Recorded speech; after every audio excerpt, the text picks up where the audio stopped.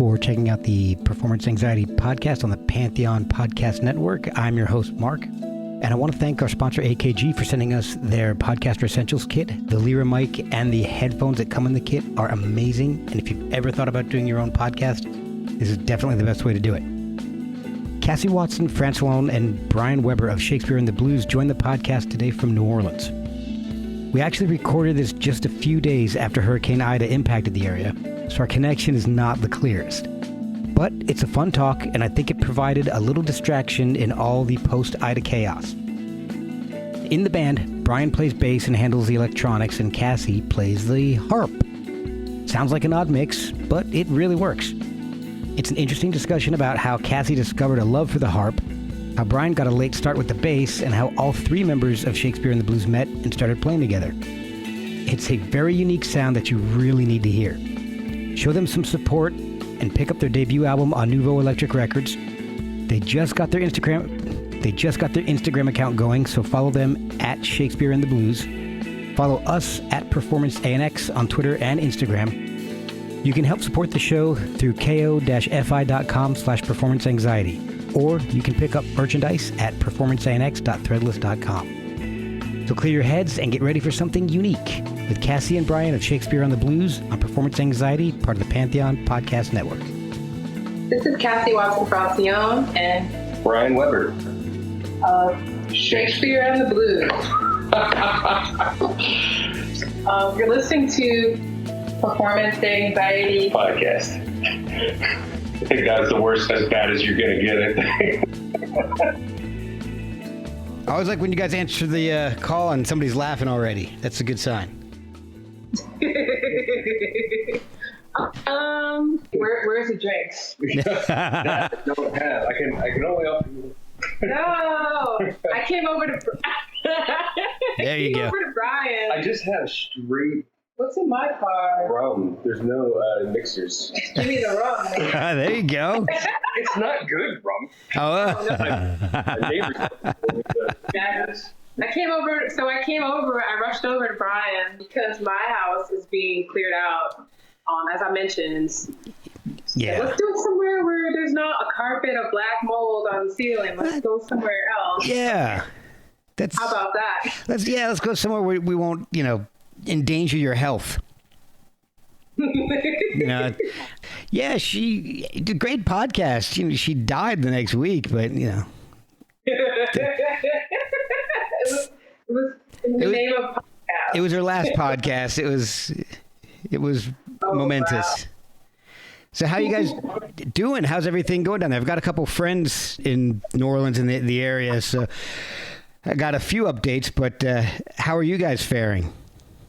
Yeah, Homa, the areas like southwest of us, like Homa and La Place, got a lot more water. Yeah. But here in Orleans Parish, it's just like there's a lot. I mean, I'm staring through the window. The neighbor here has like ladders and tarps coming. Wow. Just a lot of roof damage. The winds were crazy. Like I got to evacuate to Memphis. Wow. But I talked to my neighbors who stayed, and they said that the winds were just like howling, like they sounded like the house was going to lift up. Oh my gosh. Yeah, we're slowly getting power. Like Bryan lives a couple minutes away from me and has had power for a day or two longer. Good. Thanks. And here he is now, landed in. Hi. All right. Well, I don't have a cup. So. What you got over there? This is Luna Azul. Oh, tequila. Much nicer than what we're drinking. We normally drink tequila. I think maybe Bryan was doing a dry household or something. I mean, Our friend. we got ice. That's what it makes it with. Yeah, I told you it's not good. My neighbors left for me. I would never do this to you. Yeah.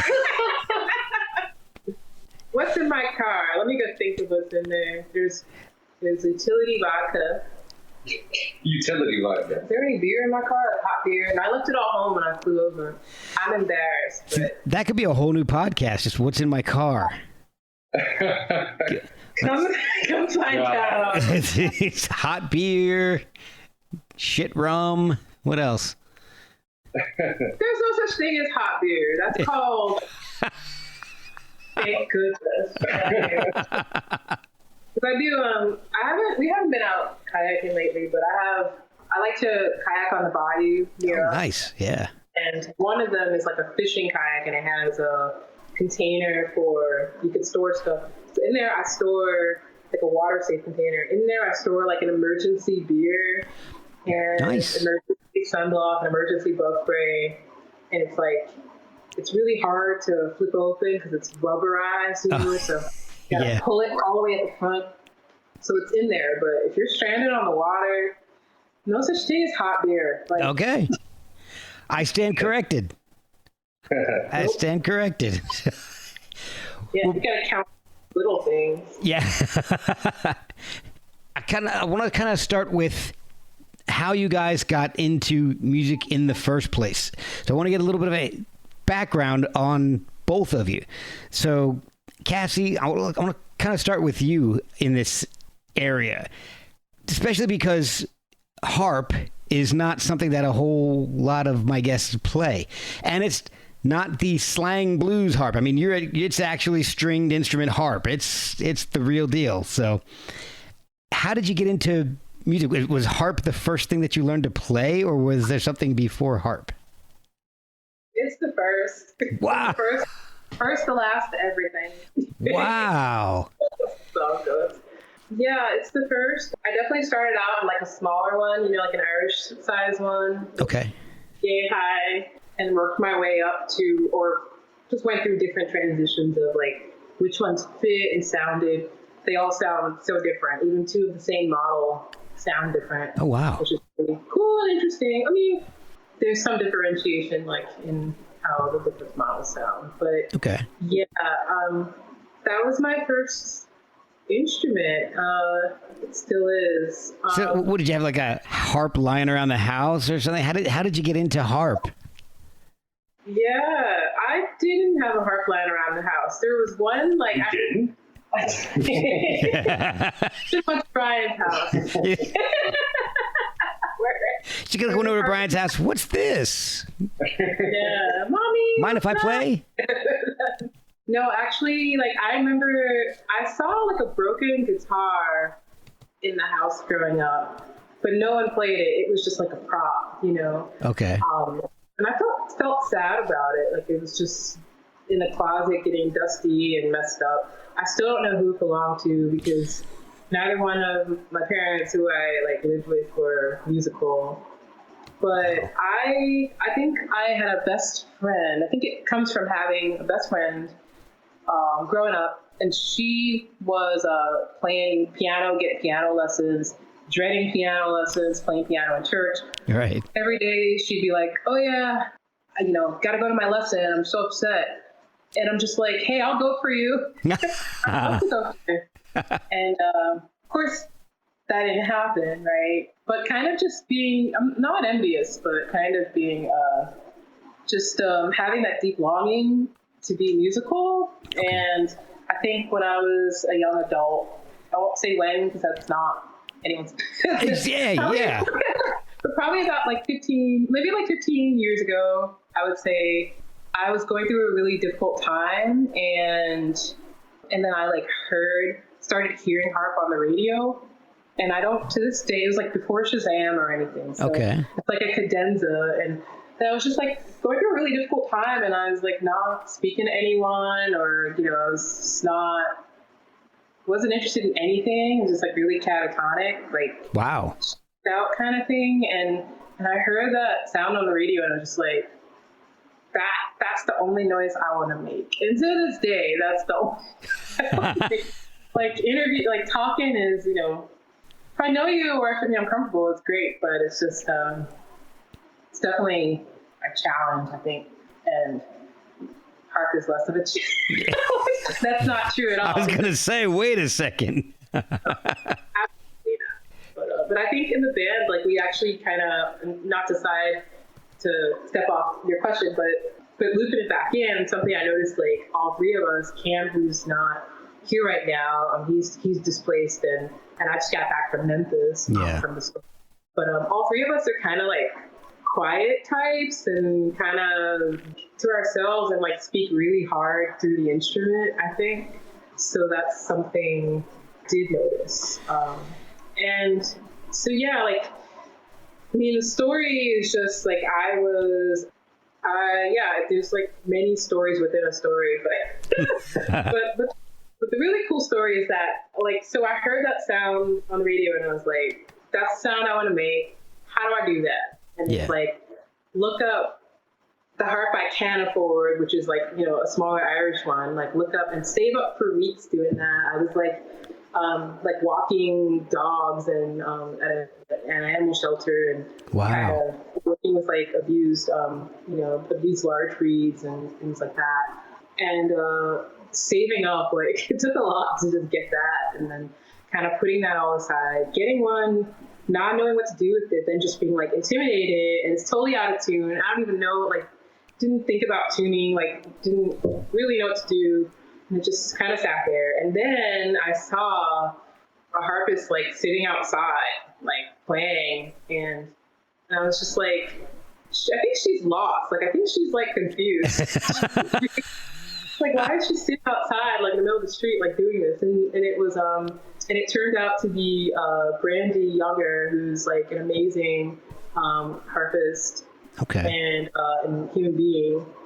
Your album's great. And yeah, it was a new album. She's on the Kanye West album. Like, she's like phenomenal. Her album, Reclamation is like amazing. So anyway, I saw her, and at first I just like kind of like walked away because it was like, oh wow, like I don't know what to say to that person. Like, this is amazing, but this is too much. Yeah, I can understand that. Yeah, I was like, I don't know what's going on here, but I'm gonna walk away and then just keep going. And I was like, all right, I'm gonna circle the block. I'll come back in 10 minutes if she's still there. I'm gonna say something. And so that's what happened. And then we connected, you know, for a period in time, and just like really like pushed me to study harder, to get better harps than the one I had, and to get better at it, you know, and to kind of just grow musically. So I don't think I've stopped since then. So were you taking lessons at that point, or were you just screwing around on your own and trying to figure it out on your own, or? Dipping in and out, and then I would see the difference when I didn't take lessons. Lessons they're not cheap. So yeah, I can imagine. Definitely not. So we started out with some lessons, and then she moved like back to Long Island, and then I like found another teacher who was incredible and really kind and patient, Gabriella Pinto, and then there have been just like a couple of really strong and motivating teachers. It's like out there. I mean, Patrice Fisher, Reza Printup, but there's Mia Theodoratis. Like, there's so many people I can go. So many people who mean so much that I just get tattoos of. So it's kind of remember all the people who kind of believe in you, and people who aren't even harpists. There was a prominent beatboxer, Kid Lucky, who really like believed in what I could do if I put my mind to it, and like no air quotes. No, air quotes don't work on podcasts. Well, so I could just do this the whole time. Yeah. This entire podcast is in air quotes. Yeah, put your mind to it. Lose some sleep. Like, you know, just believed in like the essence of what I was doing, for no other reason than to connect with the music and the instrument, like not to be a spectacle and not to, you know, not to be anyone else, because that's kind of too hard to be anyone else. I've got some questions about harps, and I guess in general, like, and Bryan, I promise we'll get to you in a second, because Bryan's going to answer the harp questions, because he's and earns and knows the answers. I'm also learning things, and you know, I've heard the story many times of a harpist being influenced by a beatboxer. Yeah. Now, can you do Rest in peace. Yeah, he passed away last year. do you mix the two, the harp and the beatbox? Can you beatbox while you're playing the harp? Can you? I'm gonna say. I think the answer is yes, and she now knows I'm going to make her do it. Yeah. It's never gonna happen. And it's like the Chappelle show, and he's like, there's so many amendments, and I can only choose one. I plead the fifth. 1, 2, 3, 4. Choose one. All right. So when I'm looking at a harp, there's a ton of strings, but there's some that are different colors. What is the significance of the different colored strings and in playing the harp? It'll stop. Okay. Now there's a fan here that seems like it's coming off of its hinge. It just does that. It's really angry. Can you hear it? I can hear it a little bit, yeah. That fan's not doing anything anyway.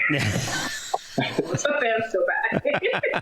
Like, Bryan, I don't know. It did quiet down, but it's just terrifying. I just think that it's gonna fly towards me or something. It's a big metal ceiling fan. Ooh. Sorry, Bryan. We can put this one back. I think we're good. Okay. I won't keep you all night, I promise.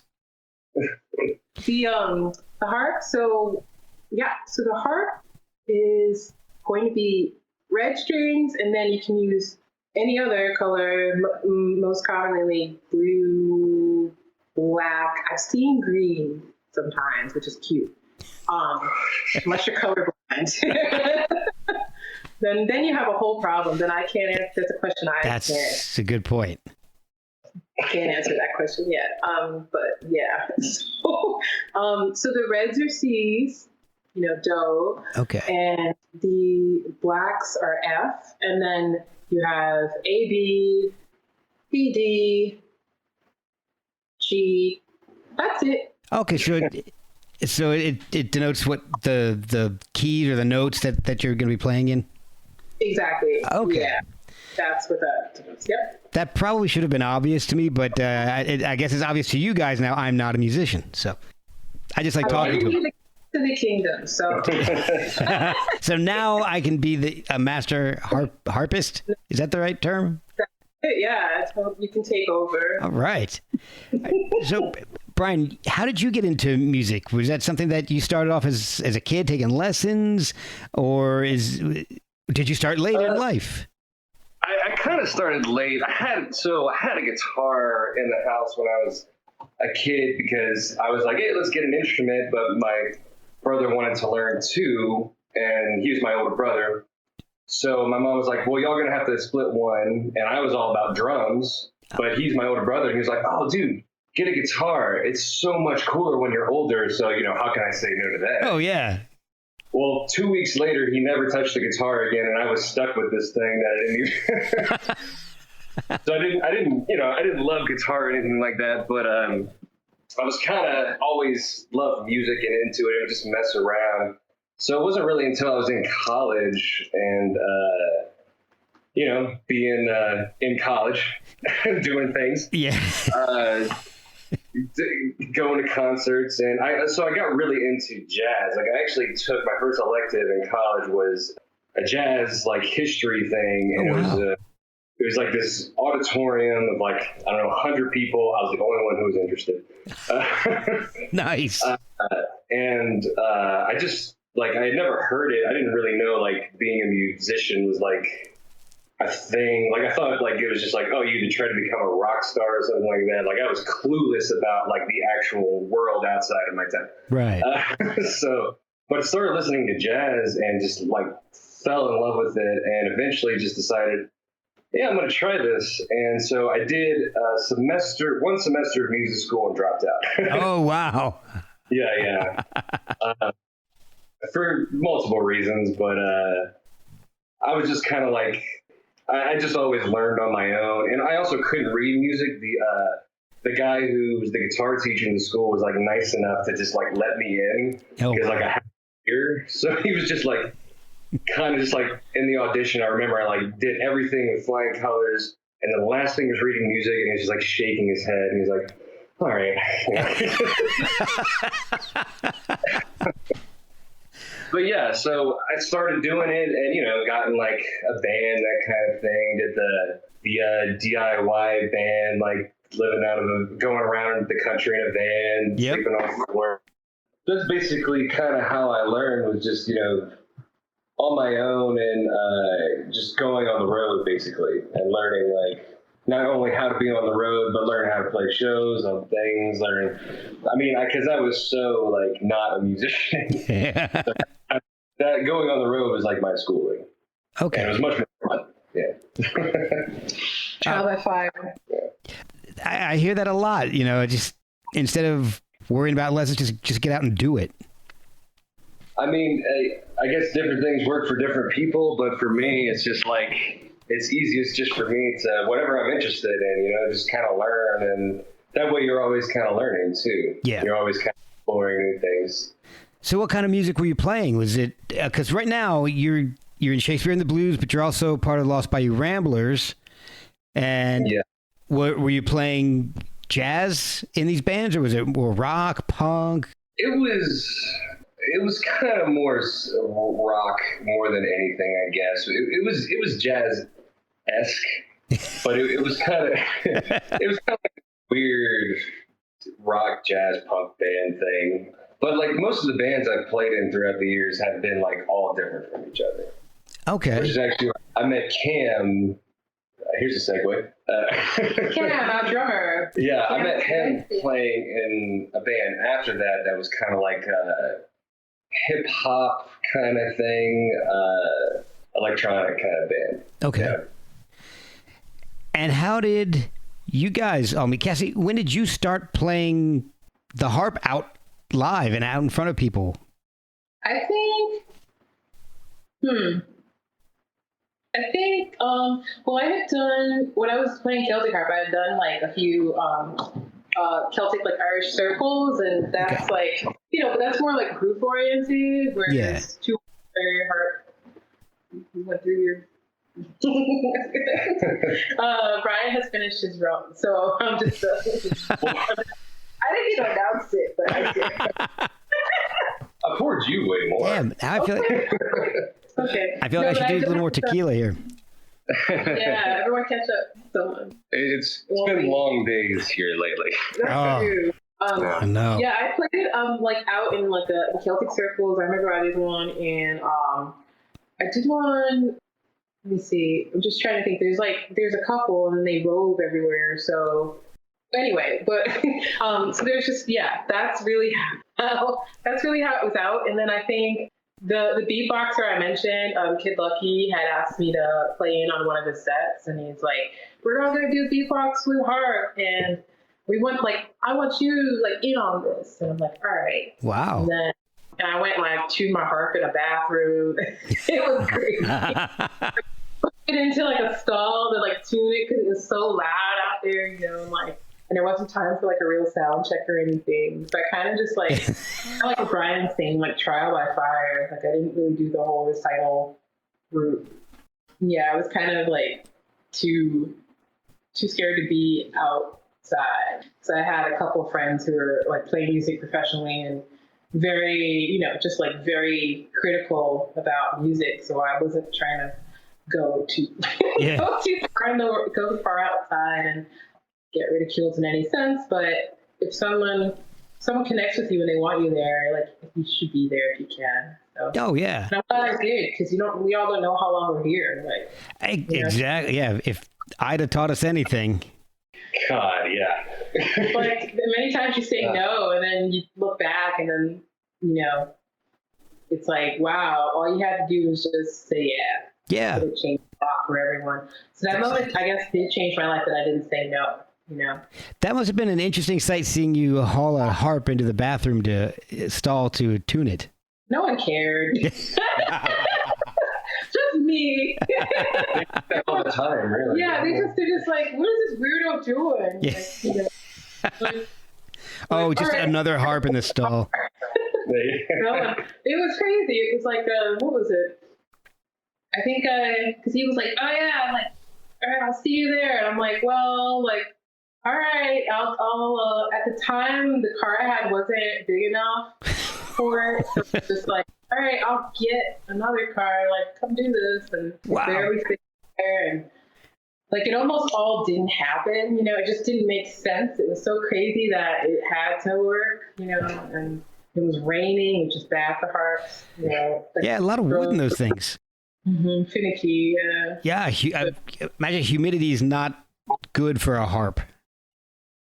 Yeah, it depends. Like, if it's like a newer one, it's not, but an older, like, with age, they have a little more give. When they're new and like really tight bonded, then things are just gonna snap left and right, all the strings. Oh. When they're have a little more, the wood is used to stretching a little bit, so it's like more flexibility. And I have no like degrees in in lumber. I don't even have my lumber degree. Yeah, lumber degree. I'm a doctor of lumber science. I got my PhD in plywood. Yeah. Dissertation on 4-ply.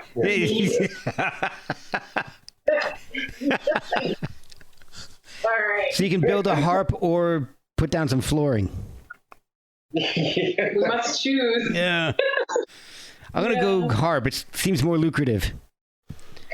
Oh my goodness. It's a maybe. There's a harp that I have, and it's September, right? So it just turned a harp I have is 101 years old. Wow. And I look at it and I think about all the people who worked on it, who worked on that and that.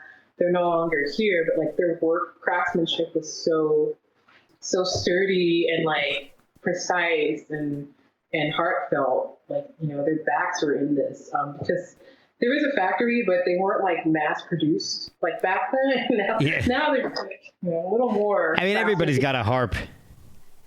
Yeah, you just throw a stone and they're out. It's just like, well, all right. Yeah. I know. When I was growing up, I was like 6 strings. Give me the 129 or whatever the hell. Yeah. What the hell? I mean, come on. Why limit myself to 6? Yeah. Why? So how did you guys meet? You can rock, paper, scissors. Come on. Okay. Wait. Okay. 1, 2, 3. Go. Shoot. You changed your thing like 3 times. I know, just like in the middle of it, she's like, dynamite. I just did like a whole amalgamation of like 2 hard things. So I just like went, I'll do it. Yeah. All right. So Cam and I were playing out. We had started Shakespeare in the Blues, and Cassie had basically hired Cam to do a separate gig. So Cassie decided to come to one of our shows, and we're playing in this kind of dive-ish bar. No one's really listening, paying attention, but except for one person in the back, and he was like, "Oh, this is Cassie." And I was like, "Oh yeah, you're the harp player," and all that stuff. Talking, and then I went to that show to see them play here in New Orleans, and it was really cool. So it was kind of like, "Hey, you like what we're doing? You want to come sit in on Harp at a dive bar?" And she was totally just like, "Yeah, absolutely, cool." So and as Cam and I just generally do, we didn't rehearse or anything. It was just we didn't have songs. We were just like, "Yeah, just come play." Wow. And it just kind of worked immediately, shockingly well. Yeah. That's amazing. So what's all involved in Shakespeare in the Blues? So there's bass, drums, harp, and electronics. How does a live show work with you guys? What's going on? Sound people hate us because we're 3 people with 6 people's worth of instruments. The sound checks will usually be like, it's like, oh yeah, you brought double instruments and a synth, and then the harp is like a giant resonator, so it feeds back if the room's too tight or whatever. You have to strip down. Yeah. But Cam Smith is on synth and drums. Bryan's on guitar, bass, but then a whole buffet of effects are at his disposal, if he wants to use them. Yeah, live Cam and I do a lot of looping, and we try to keep they're very free and loose, so it's not like we're trying to be too strict about things. Okay. So that way we can kind of play on top of things, and each set can be a little bit different. So. Yeah. So are the loops pre-programmed, or are you building them up as you go? Yeah, no, we're just making stuff up. Oh, nice. Figure it out. I have one thing that's pre-programmed. It's just a bass note because, I don't know, it just feels silly to loop that live real quick. We'll be right back after a word from our sponsors. I want to take a minute and talk about our sponsor, Tiesta Tea. Tiesta is a tea company on a mission to create loose leaf tea beverages with premium ingredients that taste good and do good. Each tea is blended for one of 5 categories, so you can energize, slenderize, boost antioxidants, boost immunity, and relax. My current favorite is Blueberry Wild Child. You know, when I was growing up, my dad always told me, once you go loose, you never go bagged. And you know what? He was right. Go to tiestatea.com and use the promo code Anxiety15 at checkout to get 15% off your order. Think you know tea? You haven't tried Tiesta Tea. Before we get into the album, Cassie, you've released 2 on your own.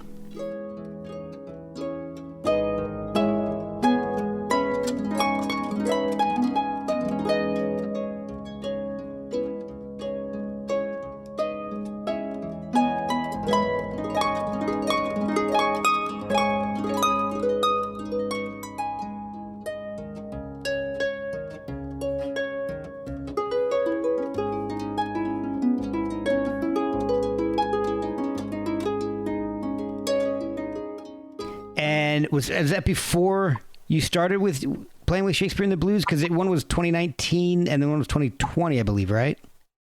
Yeah, I'm on track. Yeah. You just one a year. You're fine. Yeah, I wasn't trying to do it. Some people have schedules, and I wouldn't say I'm one. Like, I want to, if I have something to say, then I'll do it. So, but it sounds like 2019. It sounds like we're on like a Pokemon collector's card. Which is still cool. So thanks, Shakespeare in the Blues. Yeah. But yeah, those so Luna Nuda and Disappeared. Those are solo harp, and it's like this album with Shakespeare in the Blues, it just blows my mind and transports me, because it's like the power of what I can do if I focus or am really in the zone. Yeah. With other people who are right there too, like matching frequencies. And that's the beauty of harp. When you listen to, like Bacharach, or you listen to a lot of music back then that has like a harp part on it, it's like in the context of this like larger context, and it just it creates, there's like all these colors happening. So I think with Disappear, there's a lot of like heavy-handed like bass work that I'm doing. Okay. That now I have Bryan. Yeah. Now Bryan can sign up for and learn the parts too. Like do all that. Because all of that is just like acoustic with like no effects and like me doing all the things. But I'm fully capable of using effects, and I love experimenting too. They're just wild animals that you have to control, especially with harp. It just keeps ringing. It's not guitar. You can stop the string and then it's gone, but harp is just like roar, and it keeps like. Well, the effects fit in really well with the band, because like it's funny. It's like I actually thought that harp could be really cool with what we were already doing. It's just kind of amazing to find a harp player that can do it. Yeah, that can just and like. Cam and I are pretty wild, so it's cool that she can follow, and I still don't understand the harp, so it seems amazing to me. And so the fact that she could adds all these beautiful delay textures and stuff like that really took the sound in a great new place. So how do you do that live? I mean, is a harp something that needs to be amplified, or how? And then what kind of effects are you using? I'm picturing you playing through a fuzz box or something, and that would just be insane. Oh wow, yeah, that'd be insane. Yeah, people would recommend. I mean, they just come to me like sporadically and organically. Like one friend I worked with, Will, was like, who played drums. He was like, "Oh, what if you try this tube screamer?" And like, "What if you try like an acoustic simulator on the acoustic instrument?" And it was like, there are things that work and don't work. Yeah. And like, but distortion pedals definitely work. I like just like anything that's gonna add like reverb, delay, and color to it, without really constricting the frequency, like making it sound kind of MIDI like, because then that defeats the whole purpose. Yeah. I think it's been kind of a long journey, like with the kind of Goldilocks and the three bear. No, I think it's Princess and the Peas or something. One of those where I'm trying. It's like we need a third member, and then we all dress up as bears. But no, it's been kind of like trial and error, because what works today, like sometimes doesn't work in another venue, or rigged up to a different system. It's very, the frequencies are so interesting, like what we end up needing to roll off of, if that makes sense. It's funny that it sounds a lot like, gosh, I'd say a year or so ago, I had a lady named Pamela Stickney on, and she plays a theremin. And she does that kind of thing where she'll put effects pedals on it, but it depends on the size of the room and where you're standing and all that. It's not like just plugging it into a new effects pedal into your pedal board or your signal chain. It's completely different. Yeah. Yeah, everyone gets mad, or I get mad. It's a new emotional journey each time. You're either gonna be really happy, or I'm gonna end up playing dry. And I think that happened during the album, where there's like maybe like 1 to 3 tracks where I ended up using effects, and then a lot of it, like, it sounds like a loop, but it's not. I'm just working really hard. So wow. Kind of tell what's happening. and I heard it back, I was like, oh crap, I was working really hard on that. And the only way I know is just like by the like hairline millisecond differentiations, like I can kind of tell, like, oh yeah, that's not loop. Wow. Because I blocked out the memory. But yeah, it's just like that, and it's kind of hard it's a challenge to convey that to other folks who play music. So I'm so glad that you brought that instance up of the theremin, because sometimes I feel alone in that. Like, things aren't working. Yeah. And it's a giant acoustic instrument, and then it's like, if the fan is on, or if I say something, you can hear it in the harp. So you just hear it echo inside. And like you mentioned, humidity will affect it. It's yeah, it's a lot of feedback, because we can get loud if we get raucous. Like we can get pretty loud. So you'll hear the drums. So we were rehearsing. Cam's also a sound engineer at Artisound Studio at Keenan Studio here. So nice. And we had the opportunity to rehearse there, and you hear like we recorded the rehearsal, and you hear like the drums all in the harp. So it's like you isolate it. You isolate the line and listen back to the harp, but I'm not playing. You just hear all the drum in it. And wow. Really cool. That's awesome. I was listening to Luna Nuda and This Appears to Disappear and the Shakespeare and the Blues album.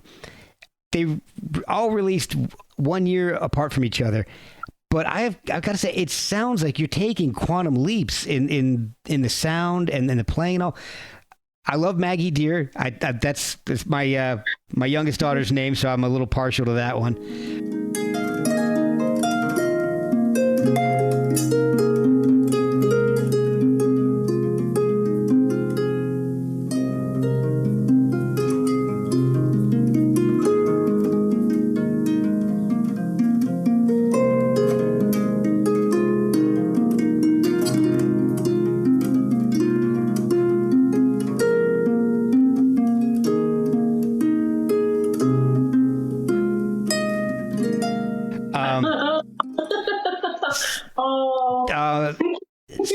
Sisyphean. Am I saying that right? Sisyphean, yeah. Okay, Sisyphean, and that, and what the hell? I'm trying to look at my notes. What's the other song that I really liked? In Some Awe. That, Yeah. I love those tracks.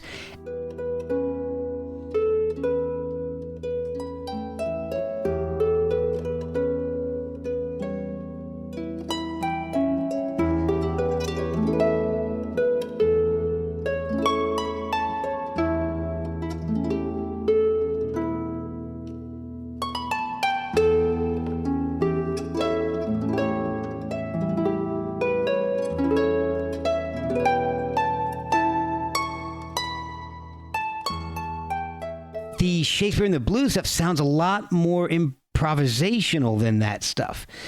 Did you guys have the songs worked out before you went into the studio? Because my understanding is you guys, you didn't play it together a whole lot, and then you just like, let's go into the studio.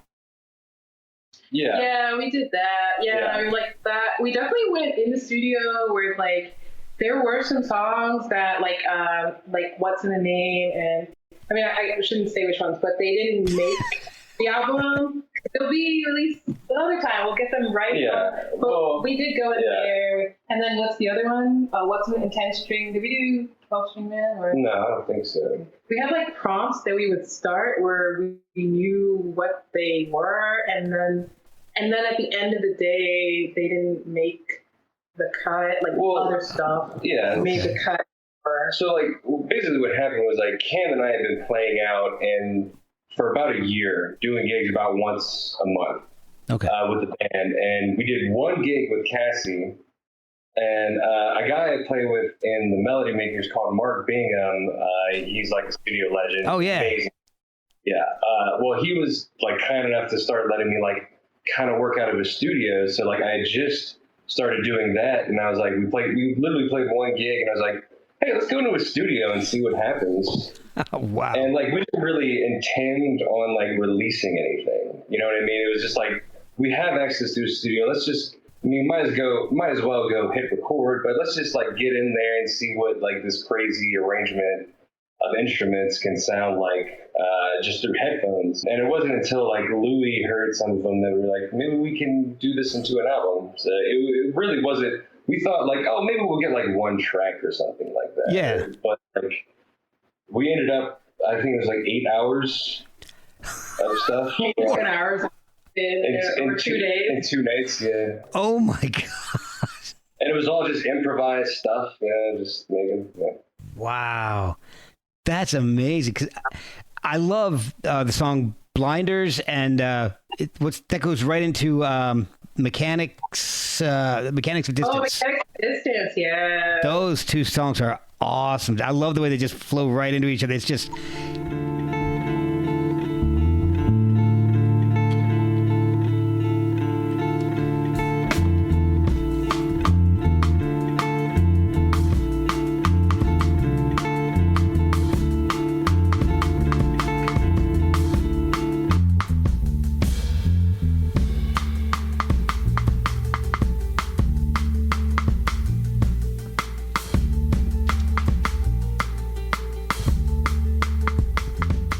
But you guys have some vocal samples in that, but was it also Rodney Dangerfield that I heard? Yeah. Okay. So comedy seems to be something that connects you guys. That's Cam. Is it? Well, I did the Rodney Dangerfield, okay. and the Cam has the what is her name? Oh, the Lily Thomas. Yeah, he had that stand up in there. Yeah. I mean, yeah. Yeah. It's funny. So an Ed said, improve your personality. So I went to see him.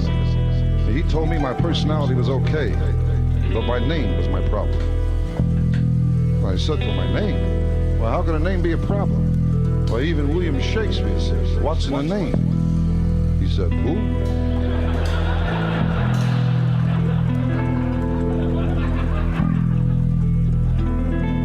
I said, William Shakespeare. He said, look, you want to listen to me, you want to listen to your friends.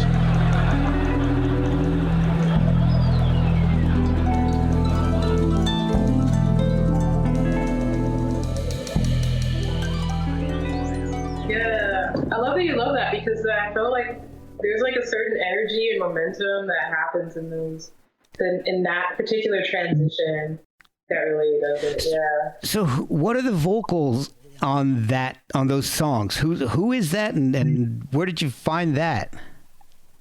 Those were all samples that Cam found and just played. Like I put the Rodney Dangerfield one in after the fact, but the rest of them were all sampled. Because Cam also has we have sample pads live, and he'll play drums in there, but he also has samples because we don't have a singer, so we'll sometimes hit a sample and just basically almost like creating a beat on the spot. Oh, cool. We'll have you Nas rap lyrics, and we'll, instead of playing it the way the song is, just improvise that. So he just had that set up and hit those live, and a lot of the improv that we do sometimes is kind of just based around those. It gives us something to work off of. Wow. Oh, that is awesome. Well, I guess now with the hurricane just passing through, it's live gigs aren't really in the future right now. But are you guys hoping to get out eventually and bring this to maybe not just a New Orleans audience, but maybe do a little touring? I mean, I haven't even thought about that. I mean, honestly, between COVID here locking everything down again, and then now this hurricane, I haven't really. I'm not looking too far ahead right now. Yeah, I think it's a balancing act in realizing the mystical and transformative power of music and the collective consciousness and what it does to uplift the spirit and move us forward when we don't, in times of uncertainty, when we don't know what's going on. It's kind of balancing that faith with wanting, just hoping that everything changes and gets better. And so definitely the hope is there. We'd love to have you come down the street, come down the street to you, That would be awesome. There'd be no greater joy than to have another human being in a room connects and it resonates with, and they freak out and just have a personal emotional connection. That's the most important thing that can happen. For ourselves, but also saying that you dug it and to bring it elsewhere. So if that's possible, totally in for it as soon as it's safe. We had a gig scheduled, and we're seeing what's happening with that because the town is still coming back and rebuilding. Yeah. But it might be too soon, and then I think musicians are finding great ways to Bryan's a touring extraordinaire. I think of how much Bryan flies out of town or used to fly before COVID. Sorry. Before COVID. But before Bryan would be let's rehearse or let's go whatever. Let's talk about the mixes. But I'm gonna be in Spain for No. Bryan, no, Bryan it was never anywhere that. Bryan is that's what happens in my mind. But Body Ramblers are internationally known, and it's he could be gone at any moment. So I'm just all right, so say all that to say, it's definitely important to consider where we are now in times and find a safe way to include everyone and just roll it out slowly. So we're kind of seeing what that looks like. Well, Cassie, you've done some live stream shows. At least one that I was able to find. Oh yeah, because I'm not big on leaving a human footprint. It could very well, but I'm really big on performing live, and then in the room it is what it is, and and then that's it, and I'll see you next time. But, right.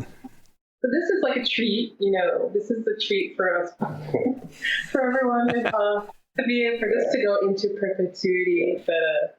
For the 6 people that are going to listen to it. Yeah, exactly. I think my whole audience. Put some zeros on that. Yeah, put some zeros on that. I'll do my best. 600 million. No, it means a lot because my whole thing is when I die, I kind of want anything I've made to be burned in a way, And this is the one joke I'm not making everybody. I don't want to leave anything behind. I think focusing on where we are now is the most important thing. So okay. So this is good. So it can hang out because there's not going to be anything. This will be the one thing that proves you were here. That's it. Thank you. Thank you so much, Mark. Well, that and the albums that you put out. I can take them back. Don't push me. So, when you guys were recording this and pulling out the songs out of 8 hours of jamming, is it difficult to find the start and the stopping point for a song, and then B, naming it? Because it's all it's instrumentals with vocal samples. Is it hard to do all that? Yes and no. I mean, some spots, I think, because we all hear the same, like some spots were just really obvious, like, oh, here's a song here, here's a song here, and there's the obvious stopping point. Like, you kind of hear it as you go back and listen to it. And it is somewhat easier because when you just play like 2 nights in a row like that, you don't really remember what you did until you go back and listen to it anyway. But piecing it together wasn't necessarily difficult. Most of the songs are like, I think 90% of the album is what was there, like as is what we played live with no edits. Wow. And then there were a few songs, maybe 2 or 3, that like we went back and like made some cuts to like form them a little bit better because there was something there, but just did some work after the fact. But it was. I think it took us a little bit longer, or me a little bit longer, because we recorded it in January of 2020. And then we didn't really have any plans with it, so COVID hit. Yeah. And it wasn't until COVID, we were already like way in lockdown, that like Louis heard a couple and was like, maybe you could form this into stuff. And like, sometimes it's hard to get motivation during the pandemic. Sometimes it's there and you can do stuff, but sometimes just like putting stuff off because you're like, it's not really much of a point to doing it right now. Yeah, I get that. The last thing I want to bring up, Cassie, is I heard the song that you did with People Museum.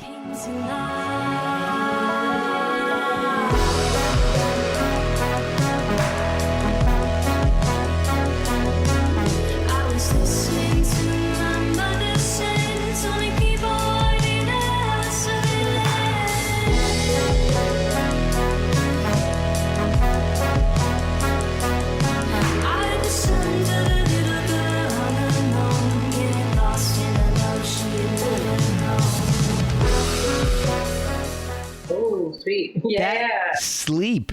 That is a great song. How did you get involved in that?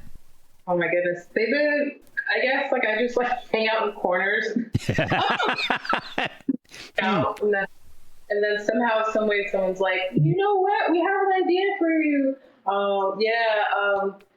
Jeremy and Claire and Aaron, they're amazing. Yeah, Charles, so everyone is like amazing, and they're just, I don't know, they're just like sweet human beings, and I love their music, so it's just an honor to be like, asked to be a part of it. And it's like New Orleans is local, so eventually you know who people are, like if you feel like it'd be a good fit. There are a lot of instances where like people are like, yeah, harp is great, but it's like you could get anyone to play a harp, like no, like there's. Yeah, your eyebrows. Yeah, everybody has the harp laying around. Sure. Everyone has. There are it's like there are plenty of things that I'm happy to refer other people make referrals to. Usually like Christmas music. I'm not the first taker-upper on those Christmas albums. Except for the best gift ever. The truth about our love. You were being warmed by other fires, that I was sitting neath a different tree. The game of let's pretend didn't end with Santa Claus. This Christmas, let's just let okay, except for that, and we good job.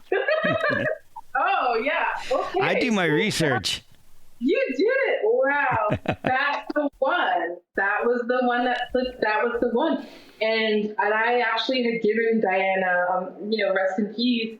I'd given her, and that's also another instance where I'm glad I said, I'm glad I thought it was a mutual connection. Yeah. Because later on she had complications and, passed away. And oh, wow. I didn't realize that. Mm-hmm. Yeah.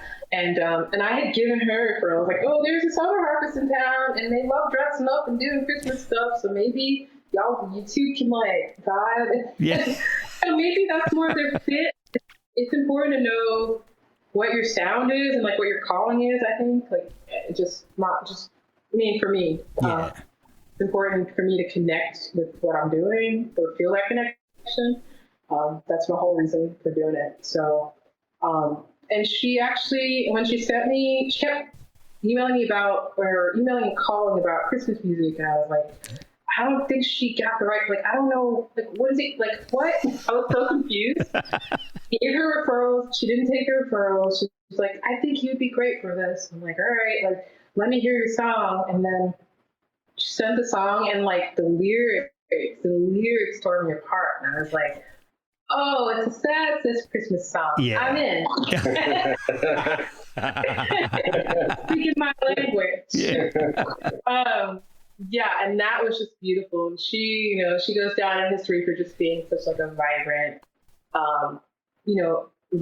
diligent, sweet, enthusiastic human being. And she kind of accepted me for who I was. So I was like, well, I'm going to bring the Krampus energy to Krampus energy. That's all right. Nice. That's all right. And she's like, that's great. That's what I need. Yeah. I heard what you do and I want you in it. So I'm This glad song needs a Scrooge. Yes. A Scrooge with strings. And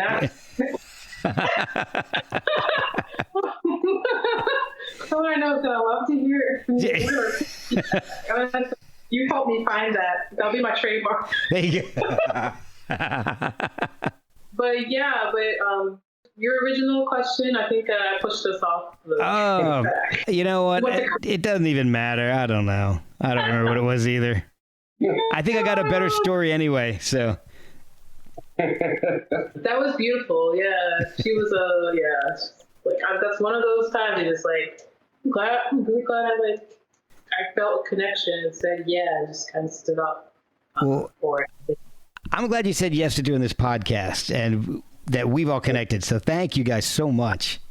Oh, thank you, man. We can talk forever. Oh my goodness. Oh yeah. We can talk about anxiety. Well, that's the show kind of started off with that, and then I just forgot to ask people about it. And so I'd already had the artwork made and gotten my RSS feeds, so I was just like, I'm kind of stuck with it. So, oh well. Yeah. What are you gonna do? So. Yeah. And I heard that you fenced once, right? Is that true? Yeah, I used to in high school. I was a fencer. Yeah. Not stolen goods, like sabers and things. What were you? What weapon were you? I was just a foil. I did foil too. Don't say we're like, it was just foil. Yeah. I wanted to saber, but. Oh God, no, I didn't want to do saber at all.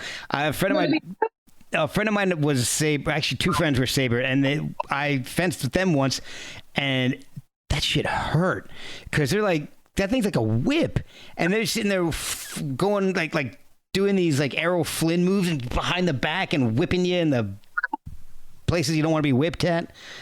And it was that, and then a friend of mine was an epee, and that was crazy because that's just like if you take two foils and taped them together, it's just a huge.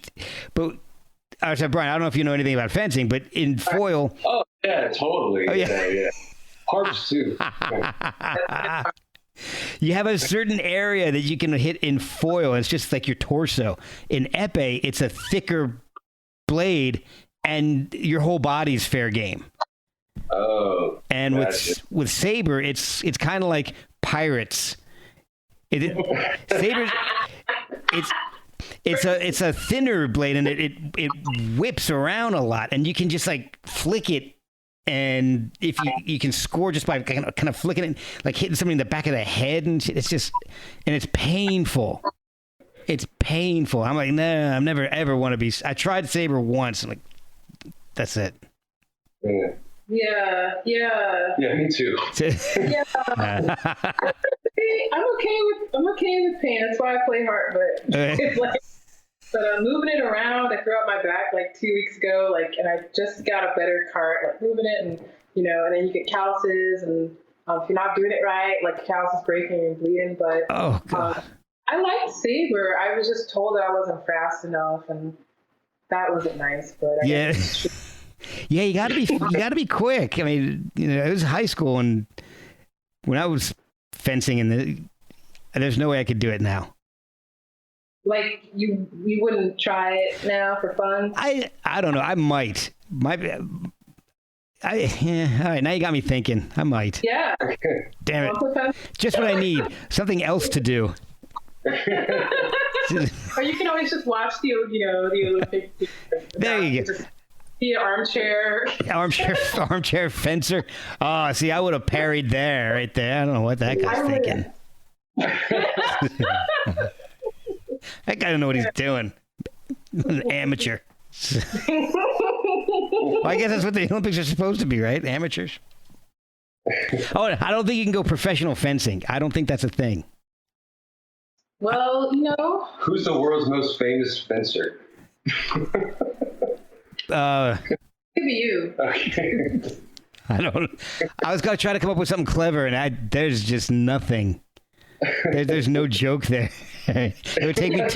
Your heroes on their own turf. Yeah. It would take me too long to figure out a joke for that one. I don't have that much time. I'm sure you guys don't have all that time either. I mean, God.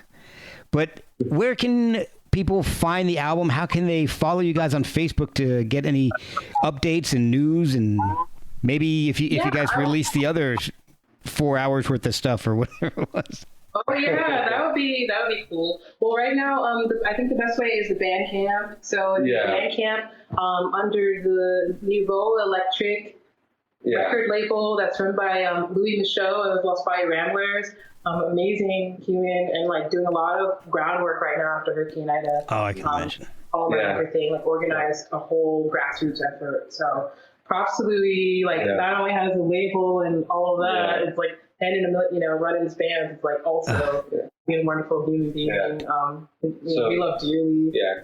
Just following Nouveau Electric Records is probably the best way. Yeah. That's the best way. I think the Shakespeare Blues, like, Kim and Bryan started it, and I think the overall, like, part of the umbrella vision is like to be like kind of a collective, right? Like to kind of get some saxophone and like a whole symphony in there eventually. I mean, it's just an evolving idea, basically. Yeah. So anything could change, and like like more coming in, or like go minimal, like. So I think just following the record label is the best, because we're all kind of like, we're all really chill and not hyper social media. And Nouveau Electric is like good about getting, like, is sweet enough to like get us out there, get the word about the sound. If not for them, you might not have heard it. So so go ahead. That's how we got the podcast. That's right. Get it. So before I let you go, how did you guys come up with the name Shakespeare in the Blues? Well, the way we first had a gig was because, like, Cam and I we both moved to New Orleans about the same time, and we talked for about a year for doing a band together, but it just kept procrastinating, and finally I just booked us a gig, and we were just like, so we had to make the date, and then it was like a week before, it was like, oh yeah, we have to pick a band name. Oh yeah. Cam was also running sound at the Maple Leaf here, and we were bouncing ideas off of it. And he was like, hey, we used to talk about this like late at night there, just like how Shakespeare in the Blues would be a cool band name. I was like, yeah, that is right, because we wanted something that could just kind of be somewhat ambiguous, right? In a way, so we could do whatever we wanted to do, basically. Oh, that's awesome. That seemed good. Do you have an Instagram that people could follow? I know you're part of Michaud's Melody Makers, and I'm at Bryan Webre. That's me personally, and then Cam is at, I think, Cam Smith. and Cassie is at Cass and Harp. And then the Nouveau Electric Records. We actually don't have a band Instagram because, we're just bad at Instagram, I guess. Thank you guys so much. Thanks so much, man. I really appreciate it. Oh, my pleasure. My pleasure. We'll talk to you soon. Thanks so much, Mark. Bye. Bye-bye. If I can figure out how to turn this off.